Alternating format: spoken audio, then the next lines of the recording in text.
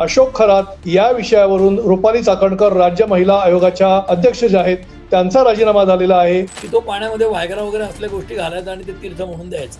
तर त्यातनं काही राजकारण्यांना फायदा झाला असेल, त्यांची राजकीय ताकद कमी होते तशा अन्यही ताकद कमी झाल्यावर या असली काहीतरी द्रव पदार्थ कोणाकडून तरी गंडे दोरे गोळ्या घ्यायच्या आणि त्यातनं काहीतरी ताकद मिळवायची.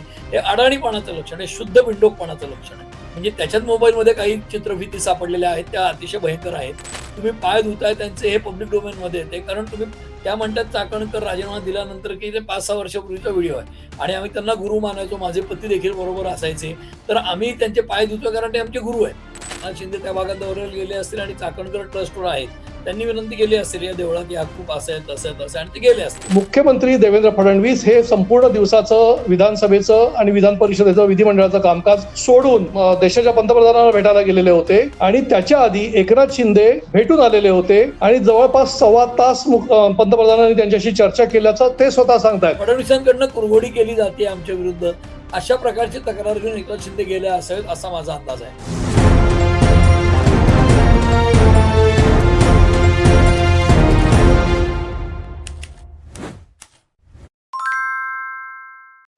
मंडळी नमस्कार. मंडळी, महाराष्ट्र मल्टीमीडिया कम्युनिकेशन्स अर्थात MMC न्यूज नेटवर्कच्या वर्तमानच्या या नवीन एपिसोडमध्ये मी मिलिंद लिमये तुमचं पुन्हा एकदा स्वागत करतो. मंडळी, सध्या राज्यामध्ये विषय गाजतो आहे तो अर्थातच अशोक खरात या विषयावरती, त्याच्यावरती झालेला महिला आयोगाच्या अध्यक्षा रुपाली चाकणकर यांचा राजीनामा. त्यातून आणखीन काय काय नवीन गोष्टी बाहेर येत आहेत आत्ताच्या घडीला आपल्याला माहिती नाहीये. एकूणच किती राजकीय लोकांचे संबंध या विषयात गुंतलेले आहेत, किती लोक त्याच्यामध्ये खोलवर गेलेले आहेत आपल्याला माहिती नाहीये, किंवा आणखी काय काय प्रताप या खरातचे बाहेर येणार आहेत हे सुद्धा आता आपल्याला माहिती नाही. मात्र आता जे समोर आलेलं आहे त्याच्यावरती आपल्याला चर्चा करणं भाग आहे. त्याच्याबरोबरच राज्य विधिमंडळाचं अधिवेशन जे आहे तो आठवडा संपलेला आहे. या संपलेल्या आठवड्यामध्ये ज्या ज्या गोष्टी घडलेल्या आहेत या सगळ्या विषयावरती आपल्याला चर्चा करायची आणि अर्थातच देवेंद्र फडणवीस राज्याचे मुख्यमंत्री आणि उपमुख्यमंत्री एकनाथ शिंदे हे दिल्लीला जाऊन पंतप्रधान नरेंद्र मोदी यांना भेटलेले आहेत. ते कशासाठी भेटले, काय चर्चा झाली, या सगळ्या विषय आपल्याला जाणून घ्यायचे आहेत आणि हे सगळे विषय जाणून घेण्याहून त्याच्यावरती आपल्याला चर्चा करायची आहे. आणि अर्थातच यासाठी नेहमीप्रमाणे माझ्यासोबत आहेत वरिष्ठ पत्रकार शैलेंद्र परांजपे. शैलेंद्र नमस्कार. नमस्कार. शैलेंद्र, विषय सुरू होतो कॅप्टन अशोक खरात पासून.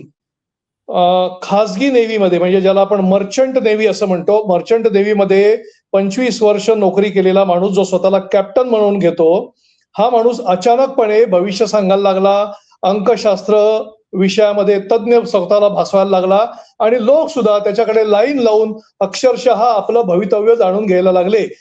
राजकीय नेते तर त्याचे पाय धुवायला लागले, त्याच्यावरती छत्रचामर ढाळायला लागले आणि मग त्याचा आलिशान बंगला स्थापन झाला. 30-35 एकरची त्याची बागायत तयार झाली. त्याच्यामध्ये त्याचं काय म्हणतो त्याला आपण फार्म हाऊस तयार झालं आणि याच्यामध्ये आतमध्ये जे जे काय आहे ते हळूहळू बाहेर यायला लागलेलं आहे.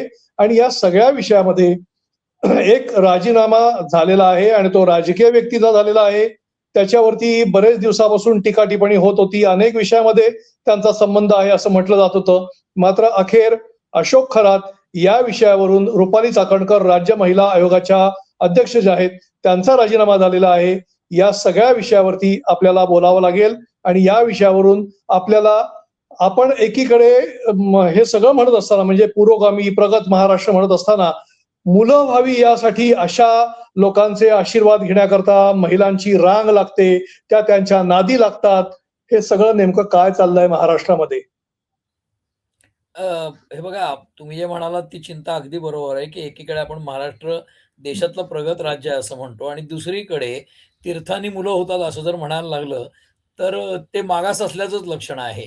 पण काही मूठभर लोकांनी अंधश्रद्धेवर विश्वास ठेवला म्हणून महाराष्ट्र मागास आहे असं म्हणणं काही बरोबर होणार नाही. पण तरी देखील प्रगत महाराष्ट्रामध्ये या ज्या घटना घडलेल्या आहेत त्या केवळ निंदा करण्यासारख्या नाहीयेत, तर त्याचा निषेधच केला पाहिजे आणि त्याही पलीकडे जाऊन समाजाला म्हणजे एकीकडे समाजामधले ज्याला आपण अतिशय उच्च वर्गातले लोक म्हणू, उच्च शिक्षित म्हणू किंवा काही मोठ्या पदांवरचे म्हणू, काही सरकारमधले म्हणू, मंत्री म्हणू, राजकारणी म्हणू, असे लोक जर अशा बाबांच्या नादी लागले तर ते जास्ती चिंतेचं असतं म्हणून आपण ही चर्चा करत असतो. आता हे जे तीर्थानी मुलं होण्याचे जे प्रकार आहेत, त्याच्यामध्ये कसं असतं, की 100 लोकांना काहीतरी आपलं मंत्र टाकून, काहीतरी असं टाकून मी देतो असं सांगून टाकलं, कुठलं तरी पाणी प्यायला दिलं. 100तल्या दोघांना मुलं दिली, झाली तर ते सांगत फिरतात मुलं झाली बाबांमुळे म्हणून. आणि ज्यांना नाही होत ते काही सांगत बसत नाही, आपलाच काहीतरी दोष आहे म्हणतात. त्यामुळे या अशा गोष्टी वल्गनेसारख्या आणि वाऱ्यासारख्या पसरत जातात, की तीर्थानी मुलं होतात. पण त्यात काही शास्त्रीय सत्य नाही आणि ही सरळ-सरळ अंधश्रद्धाच आहे. अशा तीर्थानी काही मुलं-बिलं होत नाहीत, पहिली गोष्ट. दुसरी गोष्ट अशी, की हा जो बाब आहे, तुम्ही जो उल्लेख केलात, की कॅप्टन अशोक खरात असं नाव सांगितलं जातंय आणि एफ-आय-आरमध्ये उर्फ कॅप्टन वगैरे म्हटलंय. परंतु तो मर्चंट नेव्हीमध्ये कॅप्टन होता की नाही याचे काही पुरावे समोर आलेले नाहीत आत्तापर्यंत. पण कसं असतं, एखादा कॉलेजमधला शिक्षक असतो. पूर्वीच्या काळी डेमॉन्स्ट्रेटर ही पोस्ट होती. म्हणजे माझे स्वतःचे वडील डेमॉन्स्ट्रेटर होते. म्हणजे प्रयोग शिक्षक हे पद असायचं महाविद्यालयामध्ये. म्हणजे प्रयोग शिकवायचे विज्ञानाच्या मुलांना 11वी-12वीच्या तेही. पण त्यांना प्रोफेसर म्हणायचे लोकं. तर मी म्हणत ते प्रोफेसर नव्हते, डेमॉन्स्ट्रेटर होते. तुम्ही सत्य हे कुठं असलं तरी सांगायला हवं. त्याने काय माझ्या वडिलांचा अपमान होत नाही. ते काही लेक्चरर नव्हते, प्रोफेसर नव्हते. He was a demonstrator. तर डेमॉन्स्ट्रेटर याचा अर्थ प्रयोग शिक्षक. हे पद काळाच्या ओघात आता गेलंय. कारण सगळ्यांना ते एम-एस-सीची क्वालिफिकेशन, पी-एच-डी वगैरे, वगैरे लागतं. तसं हा जो माणूस आहे, हा मर्चंट नेव्हीत होता. तर नेव्हीत म्हणजे कॅप्टन म्हणजे ज्या पत्रकारांनी बातम्या दिल्या सगळ्यात पहिल्यांदा त्याच्या. म्हणजे हा माणूस राहणारा कुठला आहे? तर म्हणजे नगर आपल्या शिर्डी टू संगमनेर या सिन्नरचा आहे. भागामध्ये मध्ये एक सिन्नर. तेच ते छोटं गाव आहे, त्या गावाच्या मध्ये एक वाडी आहे, तिथे हा राहतो. आता तो मर्चंट नेव्हीत नोकरीला गेला, तर मर्चंट नेव्हीचं काम काय असतं? व्यापारी जहाजं असतात, कमर्शियल जी जहाजं असतात ती. त्याच्यातनं खूप मोठ्या प्रमाणात माल वाहून ते नेतात. जगभर फिरतात ही जहाजं. एखाद्या बंदराला ते लागतं आणि मग माल डाउनलोड व्हायला 2-4 महिने लागतात. काही ठिकाणी 2-2 महिने थांबावं लागतं. जसं भारतामध्ये एखादं जहाज आलं परदेशातनं, तर ते एका कोस्टलाईनला लागतं.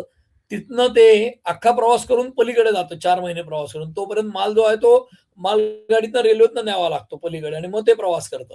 तर हे 4 महिने जे असतात, तर एखाद्या बंदरात ते जहाज लागलं, तर त्या बंदरावरचे कामगार काय करणार? नुसतंच बसून राहायचं 2 महिने, सुट्टी आहे. 2 महिने काहीच नाही. मग ते फिरतात त्या देशामध्ये, तात्पुरता व्हिसा मिळतो.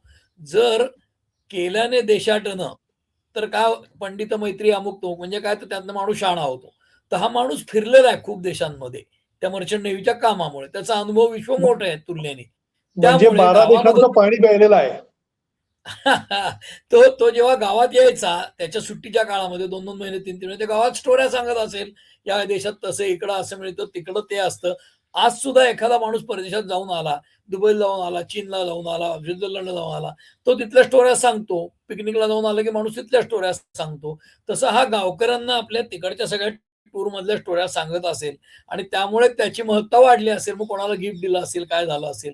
आता पुढचा प्रकार जो आहे, की त्यांनी ते जे देऊळ आहे, म्हणजे काय आता आपल्याकडे शंकराची देऊळं सगळीकडे नदीकाठी असतात. स्मशानातलाच देव आहे शंकर हा, भणंग देव आहे. तसा एकीकडे भोळा आणि एकीकडे तापट अशी ती मान्यता आहे शंकराची. मग ते ईशान्येश्वर म्हणजे ईशान्य दिशेला काहीतरी असेल पिंड-पिंड आय डोंट नो काय आहे तिथे. परंतु त्या देवळाचं ते देवस्थान जे आहे, त्या ट्रस्टच्या माध्यमातून लोकांना गंडे घातले जातात. मग कोणाला तीर्थ दे, कोणाला गंडा बांध, कोणाला द्वारा दे, काहीतरी असं केलं जातं. उजवीकडे फूल पडलं, डावीकडे फूल पडलं आणि बऱ्याच गोष्टी यातनं केल्या जातात आणि प्रॉब्लेम असा आहे, की जो माणूस अडचणीत असतो, संसारातल्या समस्येमध्ये काहीतरी प्रचंड गांजलेला असतो. तो कुठलातरी आधार जसं बुडत्याला काडीचा आधार. माणूस कुठलेही आधार शोधत असतो. नोकरीत प्रगती होत नाही, धंद्यात प्रगती होत नाही. कोणाच्याही माथ्यावर पायावर जाऊन डोकी टेकतात लोकं असे आणि ज्यांचा आपल्या मनगटावर विश्वास नसतो, ते हातावरच्या रेषा बघायला जातात, असं मला वाटतं. त्यामुळे मनगटावर विश्वास असेल तर माणूस गंडेदोरे करणार नाही. पण राजकारण हे इतकं धकाधकीचं क्षेत्र आहे. चित्रपटाचं क्षेत्र धकाधकीचं आहे.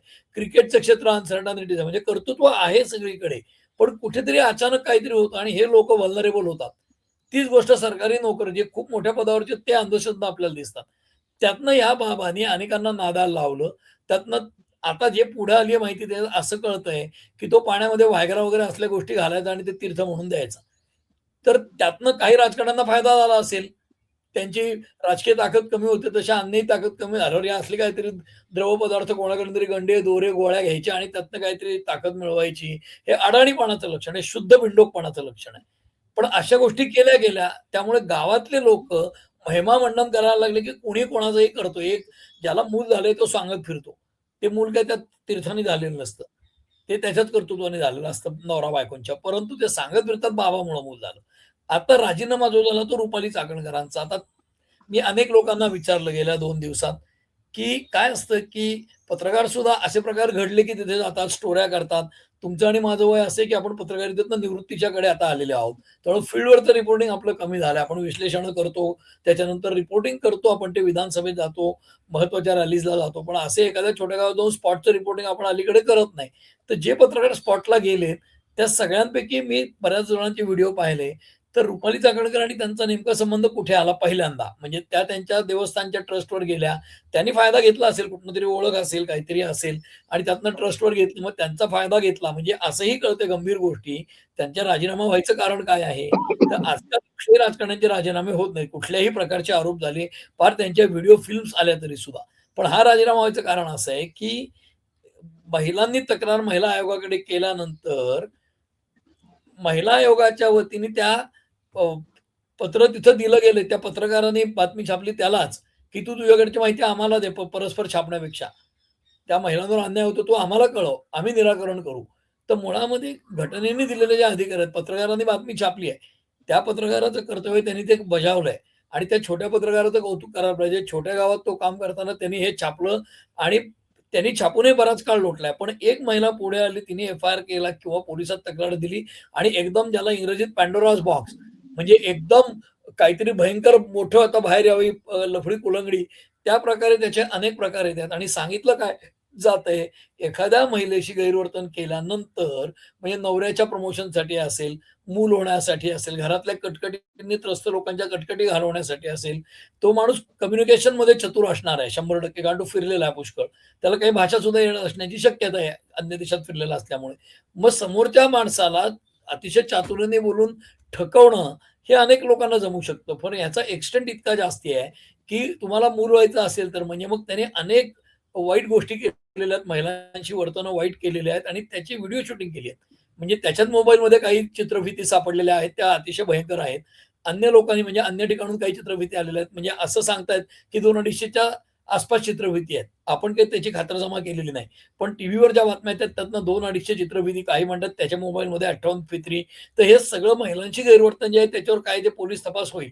पण महाराष्ट्रामध्ये तीर्थानी मुलं होतात असं कोणाला वाटणं, एखाद्या ब्युरोक्रॅटला आपल्या प्रमोशनसाठी त्याच्या पायावर डोकं ठेवावं असं वाटणं, एखाद्या सरकारी अधिकाऱ्याच्या पत्नीने जाऊन डोकं ठेवणं, महिला आयोगाच्या अध्यक्ष आहेत त्यांनी डोकं ठेवणं. डोकं ठेवायला हरकत नाही. म्हणजे खाजगीमध्ये तुमच्या श्रद्धा जपणं काय असेल तुम्ही ते करा.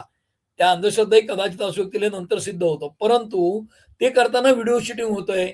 तुम्ही पाय धुताय त्यांचे हे पब्लिक डोमेनमध्ये येते. कारण तुम्ही त्या म्हणतात चाकणकर राजीनामा दिल्यानंतर की ते 5-6 वर्षापूर्वीचा व्हिडिओ आहे आणि आम्ही त्यांना गुरु मानायचो. माझे पती देखील बरोबर असायचे. तर आम्ही त्यांचे पाय धुतोय कारण ते आमचे गुरु आहेत. पाय धुतले ठीक आहे, पण त्याचे व्हिडिओ कशाला प्रसारित करताय? आणि त्यांनी नाही केलं तर इतर करतात. मग तुम्ही पाय या धुताना या व्हिडिओ काढायची कशाला तुम्हाला हौस आहे? यासोबतच एक आणखीन विषय येतो, की याच्यामध्ये राजकारणी आणखी पण गुंतलेले असण्याची शक्यता दिसते आहे. कारण जे तुम्ही मगाशी आहेत ना, ईशान्येश्वर दिसतायत. मंदिराचा जो उल्लेख केला आहे, त्याच्यामध्ये तर चक्क उपमुख्यमंत्री एकनाथ शिंदे, त्यावेळेचे मंत्री दीपक केसरकर हे सगळे त्या मंदिराच्या मध्ये जाऊन प्रार्थना करताना, पूजा करताना दिसतायत आणि त्याच्यामध्ये रुपाली चाकणकर पण आहेत. म्हणजे काही म्हणजे हर्षवर्धन सकपाळ जे काँग्रेसचे अध्यक्ष त्यांनी ह्याला महाराष्ट्राचं एप्स्टीन म्हटलेलं आहे. दुसरीकडे संजय राऊत उपमुख्यमंत्री पदात म्हणजे आता हा राजकारणाचाच भाग आहे अर्थातच. मात्र त्यांना ही संधी मिळालेली आहे आणि ते म्हणतात की अशा अंधश्रद्धेवरती विश्वास असेल तर एकनाथ शिंदेनी पण राजीनामा द्यायला पाहिजे. म्हणजे हा जो सगळा प्रकार आहे, मग याच्यामध्ये आणखी किती राजकारणी गुंतलेले असू शकतात? कारण कसं झालंय, नाशिकमध्येच आणखी एक प्रकार मागच्या अधिवेशनाच्या वेळेला खुला होत होता. तो एप्स्टीन फाईल सारखाच होता, की त्याच्यामध्ये काही लोक गुंतलेले आहेत वगैरे वगैरे असा चर्चा झाली. मग तो विषय अचानक बंद पडला. मात्र हा प्रकार आता नव्याने सुरू होतोय. नाही त्याचं कारण असं, की साधारणपणे आपले राजकारण जे आहे ना, त्याच्यामध्ये राजकारणी जे दौरे करतात, त्या दौऱ्यामध्ये म्हणजे एकनाथ शिंदे त्या भागात दौऱ्याला गेले असतील आणि चाकणकर ट्रस्टवर आहेत. त्यांनी विनंती केली असेल, या देवळात या खूप असं आहे, तसं आहे, तसं आहे आणि ते गेले असतील. मला असं वाटतं एखाद्या देवळात जाणं हा काय गुन्हा नाही.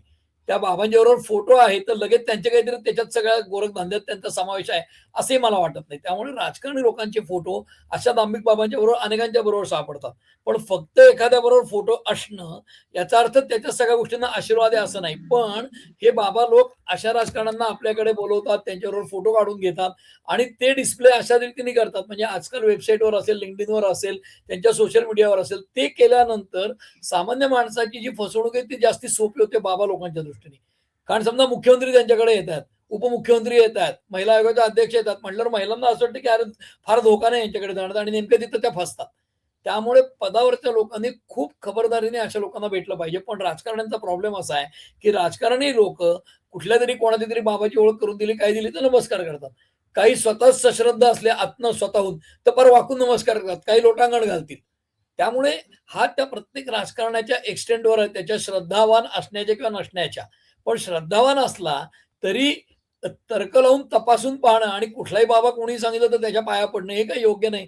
मला असं वाटतं, की भारतीय पद्धत जी आहे समोरच्या व्यक्तीला आदर द्यायची, नमस्कार, नमस्ते अशी जर केली हात जोडून तर तेवढी पुरेशी आहे कोणालाही. प्रत्येकाचा काही चरण स्पर्श घ्यायची काही गरज आहे असं मला वाटत नाही. पण हे इतकंच अपेक्षा आहे, की आपल्यातल्या कोणीही एखादा त्याचा धार्मिक गुरु, कुणीतरी आध्यात्मिक गुरु त्याची ओळख करून दिली तर पटकन लोकं पाया पडतात. कारण एकूण भारतीय समाज, हिंदू समाज, त्याच्यानंतर महाराष्ट्रातला समाज, वारकरी संप्रदाय त्यामुळे वारकरी तर एकमेकांच्याही पाया पडतात, त्याच्यातल्या विठ्ठलाला नमस्कार करतात. इथे हे बाबा लोकं अशा मोठ्या लोकांच्या पाया पडण्याचा गैरफायदा घेतात. आता तुम्ही म्हणालात फोटो म्हणजे एकनाथ शिंदे तिथे त्यांच्या देवळात गेल्याचे फोटो आहेत. अमित शहांबरोबर त्या बाबांचा फोटो आहे. चंद्रकांत पाटलांबरोबर फोटो आहे. देवेंद्र फडणवीसांबरोबर कोणाबरोबर नाही, अनेकांबरोबर फोटो आहेत. आता रुपाली चाकणकर या महिला आयोगाच्या अध्यक्षा आता आहेत आणि त्या ट्रस्टवर 5-6 वर्षापासून आहेत. म्हणजे अजित पवार हयात असतानाही त्यांच्या पक्षात त्या होत्या आणि त्यांना महिला अध्यक्ष केलं तेव्हाही अजित पवारांनी केलं होतं ना. म्हणजे अजित पवार आज आपल्यात नाहीत म्हणून त्यांच्यावर टीका करणं बिलकुल योग्य नाही. म्हणजे ते गेलेत आता. पण ते जेव्हा होते तेव्हा त्यांना अध्यक्ष केलं होतं महिला अध्यक्ष तेव्हाही त्यांचे संबंध होतेच ना या बाबाशी. त्यामुळे त्या पक्षातल्या वरिष्ठ लोकांचा सुद्धा याला काही फूस आहे वगैरे असं नसतं. प्रत्येक आमदार किंवा एखादी पदावरची व्यक्ती त्याच्या काही श्रद्धा ठेवतो. त्यातनं हे पुढे जे आलंय हे गंभीर आहे आणि म्हणूनच त्यांनी राजीनामा दिलाय. पोलीस तपासातनं जे पुढे यायचं ते निश्चित येईल, की त्यांची इन्व्हॉल्वमेंट काय, त्यांनी पदाचा गैरवापर केलाय का? त्यांच्या राजकारणी असण्याचा त्यांनी खूप फायदा करून घेतलाय का? आणि त्यामध्ये त्यांची काय म्हणजे पार्टनरशिपचे आरोप केले जात आहेत चक्क. तर तसं काही असेल तर ते तपासात पुढे येईल. त्यामुळे लोकशाहीमध्ये या सगळ्या गोष्टींचा तपास होईपर्यंत वाट पाहिली पाहिजे. परंतु विधानसभेचं सेशन चालू आहे आणि पुढचे 3 दिवस कामकाज उरलंय. विरोधकांनी आता सभागृह डोक्यावर घेतलं पाहिजे मी आणि त्याच मुद्द्यावरती सरकारला जाग येतोय. विचारला मी पाहिजे. मी मी हे त्याच निश्चित. मुद्द्यावरती येणार होतो, की विरोधक विधानसभेचं अधिवेशन सुरू आहे आणि हा विषय विरोधकांच्या हातामध्ये आयतं मिळालेला आहे. अर्थात तो तुम्हीच दिलेला आहे आणि म्हणून केवळ अधिवेशन सुरू आहे म्हणून रुपाली चाकणकरांचा तातडीने राजीनामा झाला असं वाटतं का? आणि आणखी किती राजीनामे अपेक्षित वाटतात तुम्हाला? नाही, किती अपेक्षित पेक्षा पोलीस तपास करतायत आणि त्यातल्या त्यात म्हणजे जसं आपल्याला माहिती आहे, की अ, महाराष्ट्रामध्ये ज्याला जागल्या हा जो शब्द आहे, तसं काही आर-टी-आय ॲक्टिव्हिस्ट आहेत. त्याच्यामध्ये आर-टी-आय ॲक्टिव्हिस्ट काही सगळ्यांना कॅरेक्टर सर्टिफिकेट द्यायचं कारण नाही. काही लोकं आर-टी-आयचा वापर खंडण्या गोळा करायलाही करतात, काही लोक. पण त्यांनी सगळ्या लोकांना आपण लेबल करणं योग्य नाही. काही चांगली ॲक्टिव्हिस्ट आहेत. तसं आपल्या सगळ्यांना माहिती आहे, की अनेक भ्रष्टाचाराच्या प्रकरणांमध्ये काम करणारे अनेक ॲक्टिव्हिस्ट आहेत. त्याच्यामध्ये जसं आपल्याला या प्रकरणामध्ये आता दमानिया मॅडम आलेल्या आहेत. त्या सगळ्या प्रकरणामध्ये त्यांनी मागणी केली राजीनाम्याची, राजीनामा झाला चाकणकरबाईंचा आणि त्यांनी हेही समाधान व्यक्त केलं, की त्यांचा राजीनामा घेतला गेला. त्यांना सांगितलं मुख्यमंत्र्यांकडनं आणि तो राजीनामा झालाय. त्यांचं समाधानही त्यांनी व्यक्त केलंय. पण त्यांनी असं म्हटलंय दमानिया आहेत त्यांनी अंजली दमानिया यांनी, की जे लोकं या भावाबरोबर दिसले किंवा त्यांनी भेटी दिल्या त्याच्या देवळाला वगैरे त्या सगळ्यांना सोडणार नाही. तर मला असं वाटतं, की कुठेतरी ही अतिरेकी भाषा आहे असं मला वाटतं. त्याचं कारण असं, की बाबाला भेटले किंवा त्याच्या देवळात गेले म्हणून ते त्याच्या सगळ्या काळ्या कृत्यांमध्ये सहभागी आहेत असं मानणं योग्य नाही. मला वाटतं लोकशाहीमध्ये पोलीस तपासावरही विश्वास ठेवायला हवा. म्हणजे पोलीस तपास बायस पद्धतीने सुद्धा होऊ शकतो. पण ॲक्टिव्हिस्ट जर प्रामाणिक असले, कुठलाही प्रामाणिक माणूस अख्ख्या व्यवस्थेविरुद्ध लढू शकतो आणि त्याच्यावर पु. ल. देशपांडेंचं नाटक होतं, एक झुंज वाऱ्याशी नावाचं. दिलीप प्रभावळकर त्यातले हिरो असतात आणि सामान्य माणूस तसा व्यवस्थेला हरवू शकतो. पण तो प्रामाणिक असावा लागतो. तसं आपण पोलीस तपास योग्य झाला नाही तर त्याचेही पुरावे देऊ शकतात. जसं रोहित पवार आता विमानाच्या अपघाताबद्दलच्या अगदी पुढे खूप माहिती मी तो काढून मी भारुड मी करतायत. मी पुढचा मुद्दा माझा त्याही प्रश्न हाच प्रक्रिया आपण आहे, येऊया. की पण विधानसभेमध्ये अधिवेशन अधिवेशन सुरू आहे आणि हो, नाही अधिवेशनामध्ये रोहित पवार बाहेर बोलतायत, पत्रकार परिषदा घेत आहेत. मात्र आपण अधिवेशनामध्ये ते फारसे काही बोलत नाहीत किंवा अशा पद्धतीचा मुद्दा आला होता. मात्र आता विरोधकांनी किंवा रोहित पवार यांनी चर्चा उपस्थित करण्याचा प्रयत्न केलाय. तो कामकाज पत्रिकेवरती दाखवला देखील जातोय. प्रत्यक्षामध्ये ती चर्चा होताना दिसत नाहीये म्हणून रोहित पवारांनी आरोपही केलाय, की अजित पवार यांच्या संदर्भातल्या अपघाताची चर्चा सरकार होऊ देत नाहीये. आता अधिवेशनाचे केवळ 3 दिवस शिल्लक राहिलेले आहेत. ही अगदी घाईघाईमध्ये चर्चा करून त्याच्यावरती नेमकं काय उत्तर मिळणं अपेक्षित आहे आणि रोहित पवार म्हणतात त्याप्रमाणे सरकार खरोखर हे दाबण्याचा प्रयत्न करतंय असं कुठे वाटतंय का?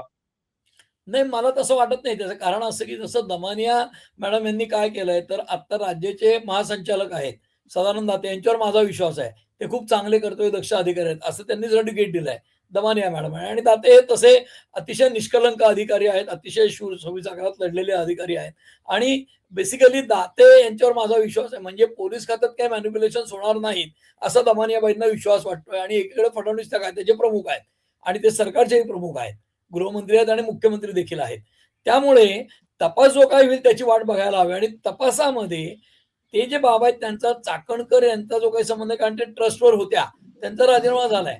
पण पुढे कुठेतरी मोठ्या मंत्र्याचा राजीनामा होईल असं वाटत नाही. एखादं चिटपूट कुठल्यातरी छोट्या कुठल्यातरी कार्यकर्त्याचा मधल्या कोणाचा तरी होऊ शकतो. पण मोठ्या मंत्र्याचा राजीनामा होईल केवळ बाबांच्या बरोबर फोटो आहे त्या कॅप्टन बरोबर म्हणून मला वाटत नाही राजीनामा होईल असं. आणि दुसरं रोहित पवारांनी जे मुद्दे उपस्थित केलेत अजित पवारांच्या मृत्यूविषयी म्हणजे तो घातपात आहे अशा प्रकारचं त्यांची मांडणी आहे एकूण. तर ते जे आहेत त्याच्यामध्ये राज्य सरकारची जी सीआयडी चौकशी चालली आहे त्याचा अहवाल जो काही यायचा तो येईल. म्हणजे ती चौकशी किती वेळात होईल, काय होईल याची माहिती मला वाटतं मुख्यमंत्री म्हणजे गृहमंत्री या नात्याने लॉ अँड ऑर्डरची चर्चा असते. शेवटच्या आठवड्यात विरोधकांचा प्रस्ताव असतो अंतिम आठवडा. 3च दिवस कामकाज आहे. तर मला वाटतं बुधवारी या सगळ्या गोष्टी स्पष्ट होतील. म्हणजे अजित पवारांचा मृत्यू घातपात का अपघात हे काही सिद्ध होईल असं नाहीये. सरकार काय करते याची माहिती गृहमंत्री या नात्याने मुख्यमंत्री फडणवीस उत्तर देतील तेव्हा होईल. तेव्हा त्या विषयावर चर्चा नक्की होईल हाऊसमध्ये असं मला वाटतं या आठवड्यात. आणि विरोधकांनाही बोलायला संधी मिळेल. अर्थात रोहित पवारच कदाचित विधानसभेत भाषण करतील आणि सगळी बाजू मांडतील. त्यांनी जे काही आतापर्यंत प्रेस कॉन्फरन्स घेतले ते. पण सरकार याच्यामध्ये सगळी माहिती द्यायला पुरेसं सक्षम नाहीये अशासाठी, की मुळामध्ये सिव्हिल एव्हिएशन हा विभाग जो आहे तो केंद्र सरकारकडे आहे आणि त्याची चौकशी चालू आहे. त्यांचा 30 दिवसात जो अहवाल आहे तो प्रिलिमिनरी तो आलेला आहे आणि त्यांचा जो सर्वंकष अहवाल असतो कॉम्प्रिहेन्सिव्ह तो 12 महिने ते 24 महिने या काळात साधारणपणे कुठल्याही अपघाताचा दिला जातो. तर 12 महिन्यापर्यंत म्हणजे पुढच्या वर्षीच्या म्हणजे घटनेला 1 वर्ष होईल तोपर्यंत वाट बघावी लागेल, मग तो अहवाल येईल. पण विधानसभेत मात्र अजित पवारांच्या मृत्यूबद्दलची चौकशी सुरू आहे. कदाचित पोलिसांच्या रिपोर्टचा काही अहवाल असेल सीआयडी चौकशीचा तर तो कदाचित काही प्रमाणात त्याच्यात येऊ शकतो किंवा ती चौकशी व्यवस्थित चालू आहे. त्यामुळे त्याची माहिती दिली जाणार नाही अशा प्रकारची घटना घडू शकते हाऊसमध्ये. पण चर्चा बरोबर होणार आहे. नाही असं मला वाटत नाही. इतकंच त्याच्यात आहे. बरोबर आहे. अगदी बरोबर आहे. आता आपण म्हणजे ह्या 2 विषयावरती आपण चर्चा केली. कारण खरातचा विषय हा सतत चालणारा विषय आहे. तो आता विधिमंडळाचं जे अधिवेशन सुरू आहे, उरलेले 3 दिवस आहे. याच्यामध्ये देखील येणार आहे. तो त्याच्यावरती त्याच्यात चर्चा चर्चा होत राहणार आहे. होणारच आहे. त्यामुळे त्यामुळे पुढच्या आठवड्यामध्ये देखील आपल्याला या विषयावर कदाचित चर्चा करावीच लागणार आहे. रोहित पवारांचा विषय जो त्यांनी उपस्थित केला विधानसभेत त्याच्यावरही चर्चा होणार आहे. तोही पुढच्या आठवड्यामध्ये आपल्याला चर्चा करावी लागणार आहे. त्यामुळे या 2 विषयावरती आपण आता सध्या तात्पुरतं थांबूया. मात्र एक महत्त्वाचा विषय शिल्लक राहतो.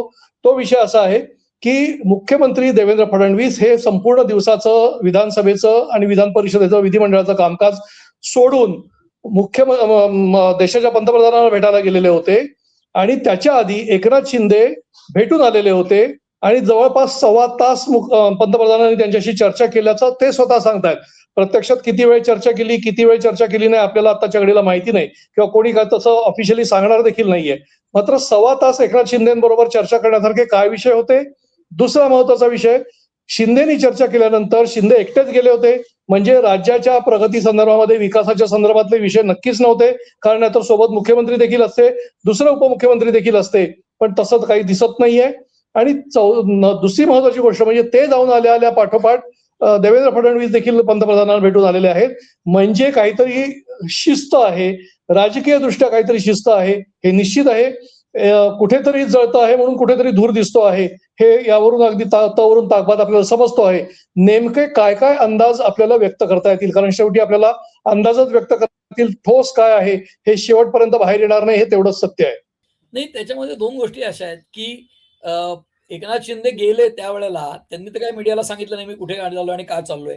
ते गेल्यावर त्यांचे एक सहकारी जे आहेत मंत्रिमंडळातले त्यांनी पत्रकारांशी बोलताना जी माहिती दिली ती अशी दिली होती, की सरकारमध्ये जे 3 पक्ष आहेत म्हणजे राष्ट्रवादी काँग्रेस अजित पवारांचा, भारतीय जनता पक्ष आणि एकनाथ शिंदेची शिवसेना म्हणजे त्यांच्या दाव्याप्रमाणे त्यांची मूळ शिवसेना.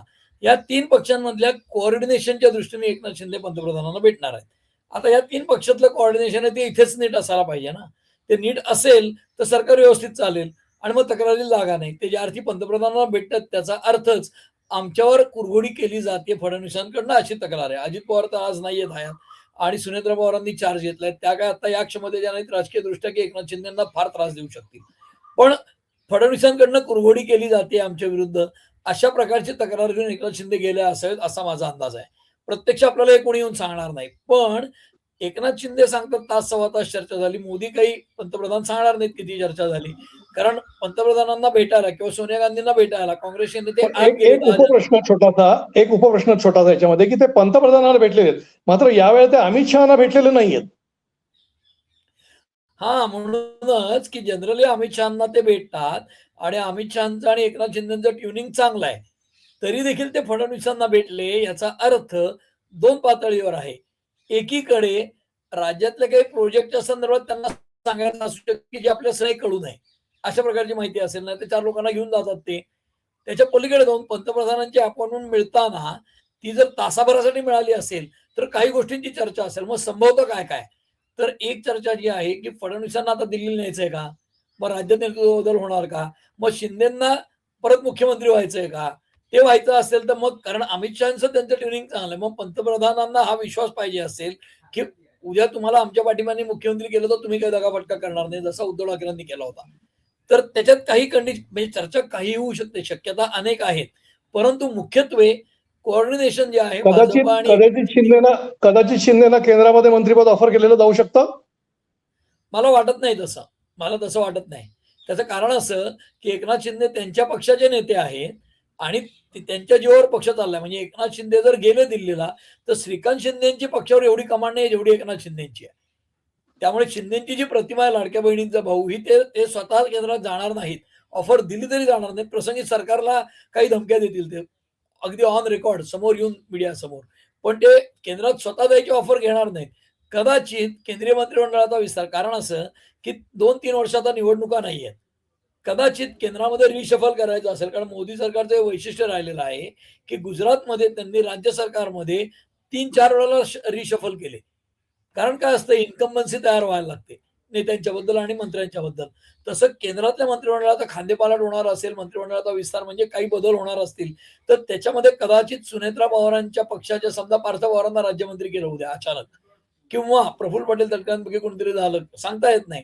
त्याच्या पलीकडे जाऊन एकनाथ शिंदेच्या पार्टीतल्या कोणाला तरी मंत्री करायचं झालं आणखीन रिशफलमध्ये एखादा मंत्री बदला असेल, अशी काही चर्चा असेल, तर त्याच्यावर सांगोपांग चर्चा होऊ शकते. आम्हाला माणूस कसा हवाय? कारण एकनाथ शिंदेच्या खासदारांचं कॅरेक्टर हे मोदींना पर्सनल सगळी माहिती नसते. ते कदाचित ब्रीफही केलं असेल, माहिती मागवून पण घेता येते. तर अशा अनेक शक्यता आहेत. प्लस राज्यातल्या त्यांच्या ज्या कुरबुरी आहेत, ते आणि फडणवीस यांच्यातला कदाचित म्हणजे नसलेला सुसंवाद, विसंवाद आहे असं पण म्हणता नाही येणार. पण सुसंवाद नाहीये हे नक्की दोघांच्यात. कारण ते दऱ्याला चिडून जायचे वगैरे हे सगळं चालूच आहे. त्यामुळे कदाचित त्याच्यावरही चर्चा असेल, रिशफलवरही असू शकते, राज्यातले नेतृत्व बदलाचे असू शकते, खांदेपाटाचे असू शकते. त्याच्या पलीकडे जाऊन निवडणुका कुठल्याही नाहीत. त्यामुळे एकनाथ शिंदेची पार्टी उठून भाजपत काय मर्ज वगैरे व्हायची शक्यता आहे. कारण मूळ शिवसेना आमची आज नाव आहे आणि 2 शिवसेना, 2 राष्ट्रवादी असणं राज्यात हे भाजपच्या फायद्याचं. कारण भाजपची मतांची टक्केवारी जी आहे ती काय 26% 26 पॉइंट काहीतरी ती बदलत नाही. ती फार वाढताना दिसत नाही. म्हणून अपोझिशन डिव्हायडेड राहण्यात भाजपचा फायदा लाँग टर्म. तर या दोन्ही पक्षांना आहे असेच राहू देतील असं मला वाटतं. पण पक्ष या सरकार अंतर्गतच्या कुरबुरींसाठीच शिंदे गेले असावेत. त्यांनी खूप तक्रारी केल्या असतील. मोदींचं वैशिष्ट्य लोकांना माहीत नाही ते सांगतो. मोदी समोरच्याचं सगळं ऐकून घेतात आणि शिंदे खूप जास्ती बोलतात. म्हणजे पत्रकार परिषद झाली बजेट मांडल्यानंतर, तर सर्वाधिक जास्ती तेव्हा शिंदे बोलले, की त्यांनी एवढं बोलायचं कारण नव्हतं, तितके जास्ती ते बोलले. सुनेत्रा पवार या खूप मर्यादित आणि उत्कृष्ट बोलल्या. फडणवीस तर बोलतातच नेहमी. त्यांनी बजेटच मांडलं अख्खं. तर शिंदे बोलायला लागले, की कदाचित त्यांचा तो कंट्रोल नाहीये. ते सगळं बोलत जातात. जसं अजित पवार 40 मिनिटाचा बाईट द्यायचे आपल्याला माहिती आहे. सगळं त्या आठवड्यातलं बोलत जायचे. तसं शिंदेंनी सगळं पाढा वाचला असेल राज्यातलं कसा आम्हाला त्रास दिला वगैरे आणि शांतपणे मोदींनी ऐकून घेतलं असेल आणि ठीक आहे देखते है वगैरे इतकंच म्हटलं असतील असं माझा अंदाज आहे. पण हे सगळं जरी असलं, तरी सुद्धा त्यातनं काही फार मोठी उलटफेर आणि राजकीय घडामोडी भूकंप होतील असं नाही. जे काही ते लॉजिकल कारण 3 वर्ष निवडणुका झाली आहेत. त्यामुळे लगेच तरी फडणवीसांना हलवतील असं शक्यता नाही. पण अचानक त्यांना न्यायचं असेल, तर ती पण चर्चा झालेली असू शकते. राजकारणात काहीही सांगता येत नाही. अनिश्चितता हेच राजकारणाचं मुख्य सूत्र आहे. त्यामुळे अनिश्चितता असल्यामुळे आपण अंदाज व्यक्त करणं योग्य नाही. पण चर्चा होऊ शकते असे हे 3-4 विषय आहेत इतकंच. आणि फडणवीस जे गेले ना, ते एकनाथ शिंदे आल्यानंतर दिल्लीला जाऊन आल्यावर ते गेले. त्यांनी माध्यमातही चर्चा होती. आता शिंदे गेले, आता फडणवीस गेले. पण तेव्हा 5 राज्याच्या निवडणुका आहेत विधानसभेच्या. त्याची सेंट्रल इलेक्शन कमिटीची मीटिंग होती आणि त्याचे ते मेंबर आहेत. त्यामुळे त्यांच्यावर केरळाची जबाबदारी पण देतात वगैरे असं कळतंय. त्याप्रमाणे ते आलंय सगळं. त्यामुळे सेंट्रल इलेक्शन कमिटीच्या मिटिंगला गेले त्याच वेळेला मोदी त्यांच्याशी बोलू शकतात खासगीमध्ये, की "अरे, ते शिंदे आले होते, असं झालं, तसं झालंय." काय होतं, विश्लेषक म्हणून किंवा पत्रकार म्हणून आपण खूप जास्ती अर्थ एक्स्ट्रापोलेट करायला जातो.